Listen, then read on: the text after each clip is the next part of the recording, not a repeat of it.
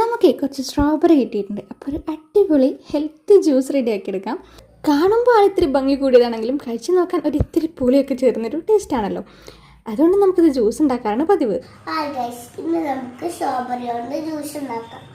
നമ്മളിതിൽ extra sugar ഒന്നും add ചെയ്യുന്നില്ല. അതിന് പകരമായിട്ട് നമ്മൾ കുറച്ച് ഈത്തപ്പഴം അതുപോലെ പഴമൊക്കെ ചേർത്തിട്ടാണ് ഇന്നത്തെ നമ്മുടെ ജ്യൂസ് തയ്യാറാക്കുന്നത്. അതുകൊണ്ട് തന്നെയാണ് ഞാനത് കുറച്ച് ഹെൽത്തി എന്ന് പറഞ്ഞു കേട്ടോ.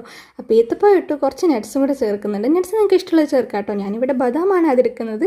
അത് കുറച്ച് നേരം നമ്മൾ വെള്ളത്തിലിട്ടൊന്ന് കുതിർത്തെടുത്താണ്.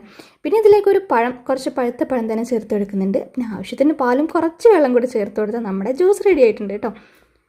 നമ്മൾ സ്ട്രോബെറി കൈ കിട്ടുമ്പോൾ ഇതുപോലെ ജ്യൂസോ സ്മൂത്തിയോ അങ്ങനെ എന്തെങ്കിലും ട്രൈ ചെയ്യാറാണ് കേട്ടോ പതിവ്. അപ്പോൾ ഇനി ടേസ്റ്റ് എങ്ങനെയുണ്ടെന്ന് നോക്കാം.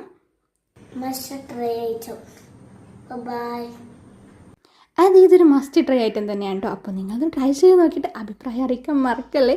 അടുത്ത തവണ സ്ട്രോബെറി മേടിക്കുമ്പോൾ ഇതൊന്ന് ട്രൈ ചെയ്ത് നോക്ക്.